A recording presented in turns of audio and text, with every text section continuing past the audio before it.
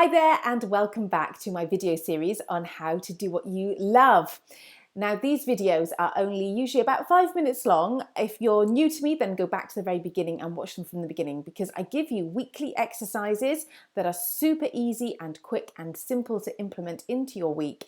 And every week we build on those. So if you're completely new to me, I suggest you just pause this video, tap on my name, Kia Cannons, underneath my video, and then from there you'll be able to navigate to my video content and go back to the beginning. You haven't missed that many, they're only 5 minutes long or so, but it's really important that you start to get to build on all of these exercises that we're doing every week, because today we're again circling back a bit like we did last week on I want to hold you accountable to the fact that I have challenged you to dip your toe in doing something that you are curious about, something that you are passionately interested in, but perhaps you don't dedicate enough time to, or you just don't really know where to begin, or again, it's just one of those things where you keep putting off and going, yeah, I'll do that. I'll definitely start that this year, but that you find that year in, year out, it just never materializes.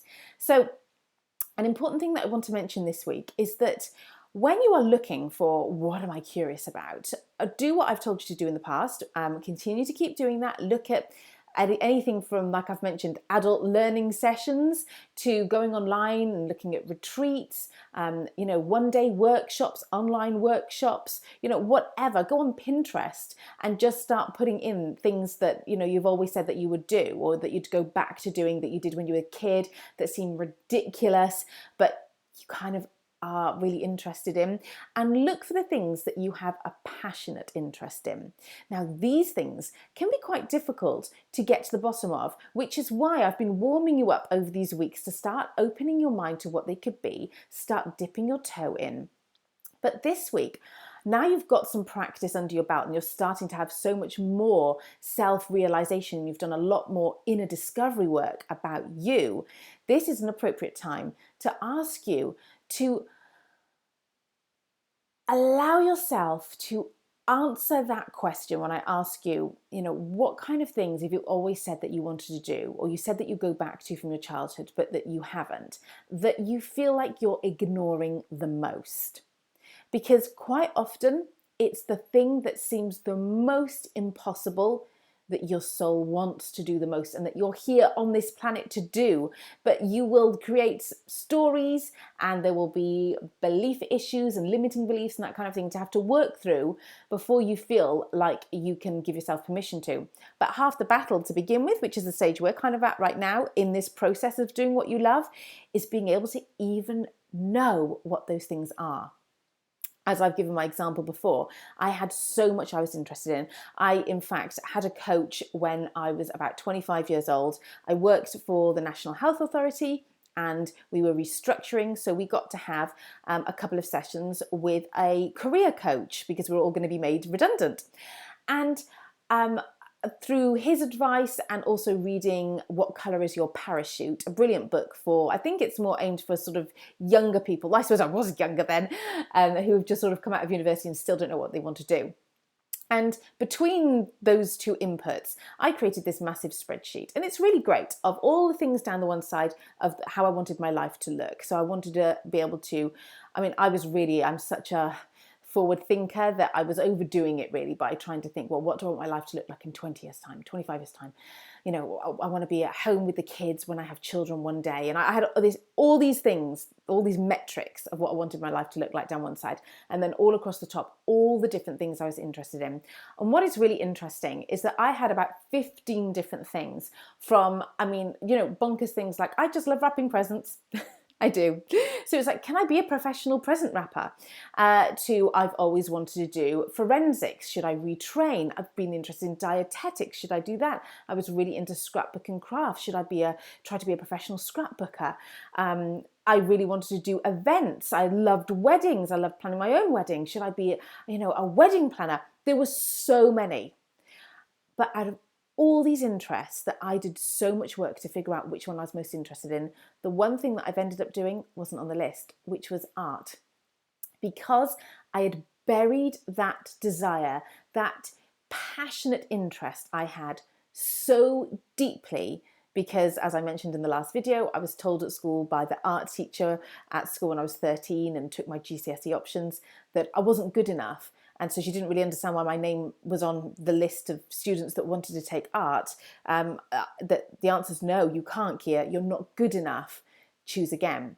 And I just took that story and I inflated it to mean I can't ever do anything creative ever again. And so this incredible heavy door got shut and I was the one who was locking it. I got, one comment, and I don't know if I've mentioned it in other videos, but I do now as a grown-up and as a coach with all the different tools and insights that I have now. I do wonder how much I embellished what the person said to me, what the art teacher said. And I also have a slight memory now that there was a confliction on the timetable. And so she may have said, look, you're not very good at it anyway. And look, you want to do drama, you want to do home economics, you want to do all these creative things. We're a private school. You're not really allowed to do more than one. It's just not possible. Choose again. But in my childlike state and the shame I felt, and because I definitely did receive the words, you can't draw, I then create this massive story. So I'm telling you this because you will have done the same in your life, in a completely different way perhaps, but you will have been told something that would have caused you shame and you will have built a story around it that is much bigger and much worse than what actually happened. And that story might be suppressing your true desires in here. So this week is about going deeper. It's about asking yourself that question of what am I passionately interested in, particularly what have I always said that I would return to from something I used to do in my childhood. And I'd add a third one to that, which is what did I want to do as a child, which I never gave myself permission to do. I'll share you one thing that I'm doing now. It'll be really interesting to see if this goes anywhere or whether it's just simply just something that's in my heart desire. I don't know. But when I was about 6 years old, I came back from Sunday school and we used to have this homework to do. And one of my parents said, oh, what's the homework? And it was, and I said, oh, I've already done it. It's fine. So, well, what is it? And the question was, what do you want to be when you grow up? And I'd written a pop star. And my parent looked at me and laughed and went, choose something sensible. Why don't you put down, you like animals, why don't you put a vet down, choose something sensible. Now, I must have this conversation with this person at some point and ask if they probably don't even remember it. This is the thing, is that for whatever reason, that was the response that I got. But the story I told myself is I'm not good enough, and that singing, I've just embarrassed myself by saying that I want to be a singer, and so I've told myself a story my entire life that I can't sing. I've been told by many people that I can't sing, but do you know what? I have come through all the work that I've done to realize that I really, really would love to know if I can sing. I don't have the desire, consciously at the moment, that it's something I want to do, but I'm going to take one brave step and I'm going to book in some singing lessons and see where that goes. So there we go. That's my part of the bargain. I'm going to dip my toe into singing lessons. And what are you going to do? Let me know. Send me an email at hello@kiacannons.com. The email address is below, as my name sounds a bit funny. You might not know how to spell it. And let me know what you're going to commit to doing and the answers that you're getting. I would absolutely love to hear you and, cheerlead you on your process, because this journey is a brave journey. It is much easier in some ways I was saying because it actually makes you ill, but it is much easier to just say, I'm going to do what I hate, I'm going to stay safe, and I'm going to play small, and just accept the consequences of that. Obviously, as you know, I've been there and I got very sick doing that. Doing this work is brave. So I would love to cheer you on. So feel free to drop me an email and enjoy this. Enjoy giving yourself permission to discover what lights you up and actually get a taste of it.